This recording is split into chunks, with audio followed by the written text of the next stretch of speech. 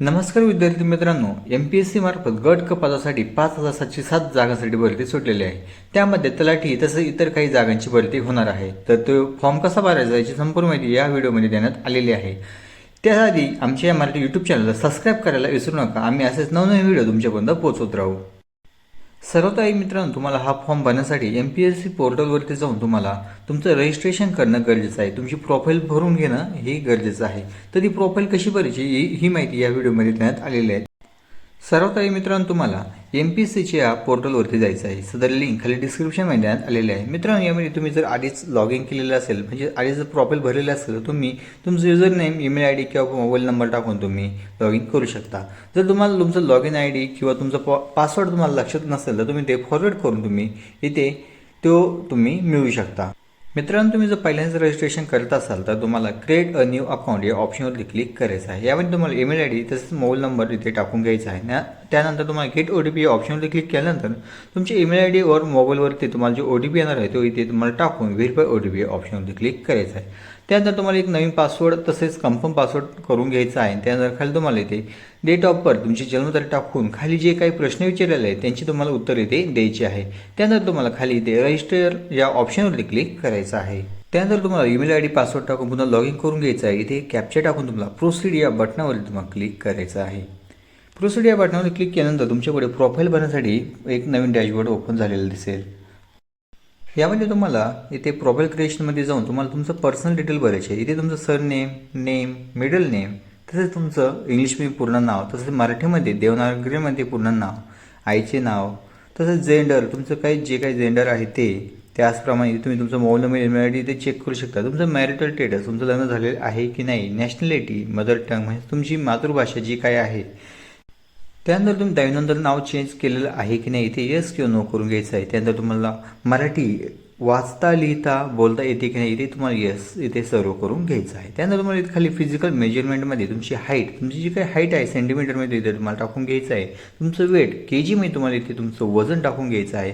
खाली आल्यानंतर तुम्हाला तुमची जी कॅटेगरी आहे, कास्ट आहे ती तुम्हाला इथे सिलेक्ट करून घ्यायचं आहे. कास्ट सिलेक्ट केल्यानंतर तुम्हाला इथे कास्ट सर्टिफिकेट नंबर तसेच ते कधी कोणत्या डिस्ट्रिक्टमधून इश्यू झालेला आहे, मिळालेलं आहे ती तुम्हाला सिलेक्ट करायचं आहे. आणि जी तारीख आहे तुम्हाला मिळाल्याची, इश्यू झाल्याची ती तारीख इथे तुम्हाला सिलेक्ट करायची आहे.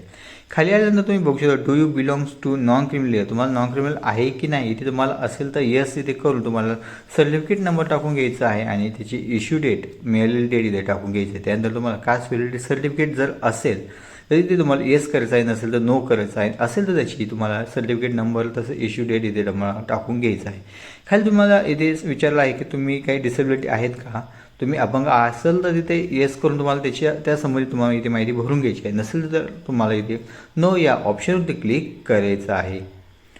त्यानंतर तुम्हाला खाली आलं तुम्ही स्पोर्ट डिटेल, तुम्ही जर स्पोर्ट पर्सन असाल तर तुम्हाला इथे त्या ऑप्शनमध्ये जाऊन येस किंवा नो सिलेक्ट करून घ्यायचं आहे. खाली आल्यानंतर तुम्ही एक्स सर्व्हिसमॅन, तुम्ही जर आधी नोकरी करत असाल तर त्या ठिकाणी तुम्हाला येस किंवा नो इथे सिलेक्ट करून घ्यायचं आहे. त्यानंतर खाली तुम्हाला इथे government of Maharashtra employee detail, जर तुम्ही government of Maharashtra employee detail म्हणजेच तुम्ही गव्हर्नमेंटचे एम्प्लॉय असेल तर तुम्हाला इथे येस किंवा नसेल तर इथे तुम्हाला नो या ऑप्शनला क्लिक करून घ्यायचं आहे. त्यानंतर मित्रांनो तुम्हाला खाली इथे डॉमिसाईल डिटेल्स या ऑप्शनला क्लिक करायचं आहे. यामध्ये तुम्हाला येस असे सिलेक्ट करून घ्यायचं आहे. येस केल्यानंतर तुम्हाला इथे सर्टिफिकेट अवेलेबल असेल म्हणजेच आहेच यासाठी तुम्हाला अवेलेबल या ऑप्शनला क्लिक करायचं आहे. त्यानंतर तुम्हाला डॉमिसाईल नंबर तसेच तुमचे डॉमिसाईल इश्यू डेट, तुमचे डिस्ट्रिक्ट कोणतं होतं इश्यू झालेलं ते तुम्हाला इथे सिलेक्ट करायचं आहे. त्यानंतर ॲडिशनल रिझर्वेशन तुम्हाला लागत असेल तर इथे येस, नसेल तर तुम्हाला नो या ऑप्शनला क्लिक करायचं आहे. त्यानंतर तुम्हाला इथे दत्तक असेल इथे तर येस किंवा नसेल तर नो या ऑप्शनवर क्लिक करून सेव्ह या ऑप्शनवर तुम्हाला क्लिक करून घ्यायचं आहे. त्यानंतर दुसऱ्या स्टेपमध्ये तुम्हाला जायचं आहे. पहिली स्टेप आता तुम्हाला इथे सेव्ह झालेली आहे. दुसऱ्या स्टेपमध्ये तुम्हाला तुमचं ॲड्रेस जो काय आहे ते ॲड्रेस, तुमचा पत्ता व्यवस्थितरित्या इथे तुम्हाला भरून घ्यायचा आहे. त्यानंतर तुमचा ॲड्रेस करस्पॉन्ड ॲड्रेस जर सेम असेल इथे सेम ॲज अबो या टिक मार्कवरती तुम्हाला क्लिक करून घ्यायचं आहे. त्याच्यावर क्लिक केल्यानंतर तुम्हाला खाली सेव्ह या ऑप्शनवर तुम्ही क्लिक करून घ्यायचं आहे. त्यानंतर तुम्हाला स्टेप 3 मध्ये अदर इन्फॉर्मेशनमध्ये तुम्ही कोर्टासंबंधित जे काही गोष्टी आहे या ठिकाणी तुम्हाला इथे सर्व काही नो म्हणून सिलेक्ट करायचं आहे. त्यानंतर तुम्हाला खाली इथे सेव्ह या ऑप्शनवरती क्लिक करून चौथ्या स्टेपसाठी तुम्हाला म्हणजेच क्वालिफिकेशन इन्फॉर्मेशन या ऑप्शनवरती क्लिक करायचं आहे. यामध्ये तुमचं जेवढं काही क्वालिफिकेशन झालेलं असेल, तुमची 10वी 12वी, तुमचं ग्रॅज्युएशन, पोस्ट ग्रॅज्युएशन ही संपूर्ण माहिती तुम्हाला इथे सिरियल वाईज भरून घ्यायची आहे. तुम्ही आधी 10वी त्यानंतर 12वी तसेच तुम्ही डिप्लोमा ग्रॅज्युएट जे काही माहिती तुम्ही काही शिकलेले आहेत ते सर्व माहिती तुम्हाला इथे भरून घ्यायची आहे. खाली सेव्ह या ऑप्शनवर तुम्हाला क्लिक करून घ्यायचं आहे.